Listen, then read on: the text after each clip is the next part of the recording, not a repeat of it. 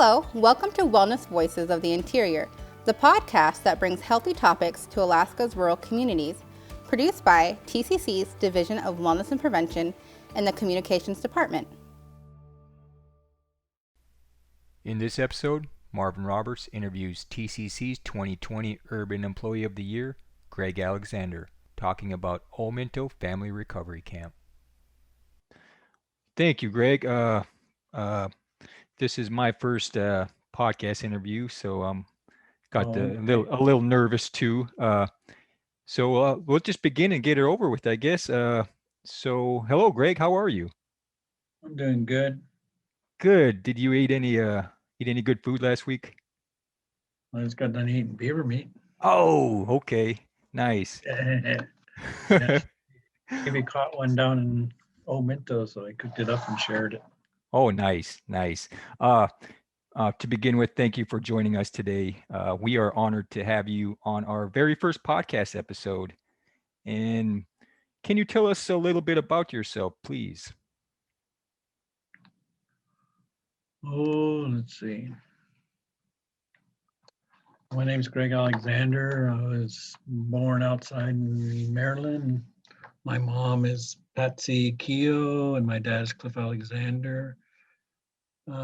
Pretty much lived down in Anchorage most of my life. Most of my young adult life. Moved to Minto when I was 19 and been there ever since. Got married, have 4 children. So did the whole thing in the village from council, dog mushers, school board, been through everything all the way up to being in charge of everything. Now moved to Fairbanks to find job and ended up here at Old Minto, Tanachis at Old Minto Family Recovery Camp. Nice. That's a lot of work right there. How many years you been at TCC? I've been here almost 13. 13 years. Okay. All with Old Minto. All with Old Minto. Awesome. And what is Old Minto exactly? Well, Old Minto is a 3.5 residential treatment facility. So okay, that's the kind of type of people we take in there. It's a residential treatment facility, so it's inpatient. Right. So it's a, I read somewhere that it's an Athabascan alternative to recovery. Does that sound right? Yeah, I think that's on our website too. We have a website, video and everything, latanacheese.org. But it's a more traditional, like we do a Western style treatment, but we also incorporate culture activities and stuff. Nice. Okay. And it was specifically created for recovery and treatment. Yes. Okay. And it was created when? It was back in the 80s sometime. I think the Episcopal Church first started it. All right. And that would be on the website probably too. I don't think it is. Oh, okay. So maybe I got to gather up all the information, get everybody together, like Paul Sherry, Luke Titus, and all of them. They know when it all started. Okay. Dad. All right. Well, we're happy it's there. Where is it located? I heard it around Nenana. It's 30 miles downriver from Nenana. Okay. All right. And it's only accessible by boat during the summer and airplane during the winter. Okay. Oh, snow machine. All right. And it's open pretty much year round? It's open except for spring breakup in case of floods. I gotcha. About the last of April and we reopen in June.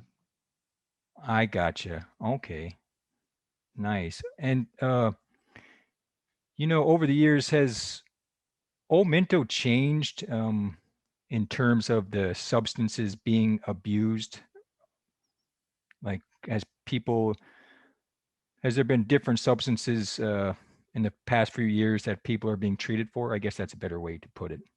I guess you could look at it this way: it started out more alcohol at the beginning. Yeah. And it's still prevalent throughout the years. Back then, I don't think drugs was as much. I think Coke was more prevalent earlier. Now we're seeing a lot more meth and heroin users. Okay. Yes. And that's one of the reasons I'm in my line of work in prevention is crystal meth prevention, opioid prevention. Um, Continuing on with the interview, Greg, you said there's one-on-one counseling and group counseling offered. So what we do down there is we've got a curriculum that we finally got a curriculum that we'd like and everything, and it's we hold 2 hour groups a day. Plus, there's individual counseling too. Okay, all right. And what's the normal duration when someone goes there? 35 days. 35 days. Okay. And how do I put this question? Who can go there? Like, what's the client criteria? Well, they have to have an assessment done and they have to have at least a 3.5. Okay. 3.5. Refresh ASAM me. level. Yeah. It's an Okay. ASAM level. Yeah. Okay. So for the people out there listening, it's just I'm a little confused on that, Greg, the 3.5 thing. Okay. So it's what they call ASAM. And Yeah. we have a book that's a criteria. Like level 1 is where you would do outpatient. Okay. And then it goes up to 2, and then eventually you get to 3.5, which is a residential in treatment facility. Okay, I'm beginning to understand now. Yeah. So they get that assessment, and then if they're deemed level 3.5, something like that, then they could Yeah. okay, and it's offered uh and We pretty much, we pretty much take everybody from throughout the states. We take non-natives too, okay, depending. okay, that's one of my questions. Thank you. And I heard families can go there also. Yes. Sometimes Okay, we get a lot of families, and there'll be times where we hardly get any families. But yeah, we've right. had families go there. Okay, okay. And how many beds are there for for those Clients. seeking recovery? Yeah, clients, yes. Well, right now I'm just working just at 60% because of the COVID-19. So Okay, all we're right. doing 6 beds.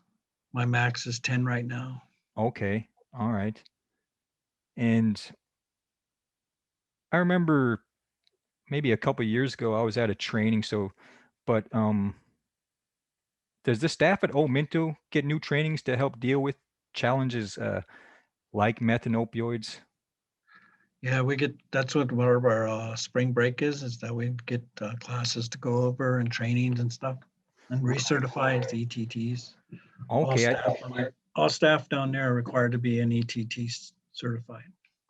okay. I think I seen you at one of the meth trainings a few years ago when UCLA came up here. Yeah, that was pretty interesting. We got to learn a lot from it. Yes, yes, that Been was. around a long time. Yeah. Um, being being one of the only residential treatment programs in the interior, is it hard to get into Old Minto? Not really. I Okay, mean, there's also Ralph Purdue, so right. yeah. So it's not really hard. The first thing we need is an application and an assessment if you have it already, and then we could work from there. Okay, all Yeah. right. But we And need the application right away so we know you're interested. so this will lead me into my next question. So, say someone is in the village and they want services, they could contact TCC or they can contact their local clinic or behavioral health aid. Is that true? Yes. Okay, nice. Okay. I'm going to swing back to another question I missed. Has Old Minto been able to retain its cultural approach to recovery? I mean, through our changing times? So far, we have. I'm looking for a traditional counselor if anybody wants one. But yeah, we pretty much have one traditional counselor, and he teaches how to go set traps and go out like they set for beaver, and they caught that beaver just this last week. So, Wow. yeah. I And love in the that. summer we cut fish, Okay. All other right. things, and also when they're there, they're all responsible for for cooking and cleaning, cutting wood, hauling water, stuff like that. Right. And there's Okay. no running water. And Okay. So they got to work to get their. They got to do some work there, and it's part of yeah, the treatment, the recovery. yeah, they do chores. It's called chores. They have a chore list. Okay. And is there a need, you think, for a bigger old Minto or a new treatment facility somewhere down the road? Maybe somewhere down the road, but I've also found it hard to, I have a lot of people that want to go, but it's getting them to get to the end process, and we lose a lot of people on the way. That's I a just, process. Okay. All right. yeah, Okay. it's a pretty costly to do because my budget runs a little over $1 million. I gotcha. And that's unfortunate. Say someone can't go to Old Minto or they need more. Are there other treatment options in Alaska or in the interior? There's a lot of treatment options out there, and if you go to the state website, they have a place that shows all the treatment centers and how many beds are available. It's a Okay. yeah, DBH, We're gonna Department of have Behavioral Health. okay, we're gonna have all those I'll put up those websites or I'll say them at the end of the interview after our interview. Let me see. I'm gonna go over my questions. And a lot of these treatment options, these treatment centers, some of them specialize in treating meth abuse and opioid abuse, right? Usually most people, yeah, they're, it's a substance abuse, so it does Okay. run under substance abuse. At first, when meth first started coming up here, there wasn't much known about how to treat it. So Yeah, and it's there's still a lot of unknowns about crystal meth, and I know it, it's a powerful drug. yes, it's an unfortunate um that it's out there right now, but we're doing what we can. Yep. And do we work with those facilities that we talked about in case our people need to get in, like Ralph Purdue or other Yeah, facilities? I know we do. We try to help out and get them into different ones. And even sometimes we'll transfer people out of Open to another facility and we help them get there. And if not, we set them up for aftercare once they Okay. leave. Um, I am going through my list of questions, and I I think that about wraps it up for us, Greg. We really appreciate your time here today, and we and I thank you personally for helping people in recovery. And is there anything you would like to add or say to our audience out there? Anybody listening? Well, it's if you just want to go, you just got to get a hold of us. I have my admin assistant, Chelsea Hadley. She's really the point of contact because she keeps everything in one place. First is an application that gets the ball running. So, we're here. We usually have beds available off and on. So it's all depends on person getting everything in and being ready to go. So, and I wish to get back to 10 beds hopefully soon, but with COVID-19, probably not till this summer, hopefully. Awesome, Greg. Thanks again, Greg. That was Greg Alexander, and I am Marvin Roberts. Thank you for listening to TCC's Wellness Voices of the Interior podcast. And Greg, I think that's about wraps it up. I once again thanks, my friend. We will be getting back to you to let you know where the process is at with communications. Sure, no problem. Okay, you take care.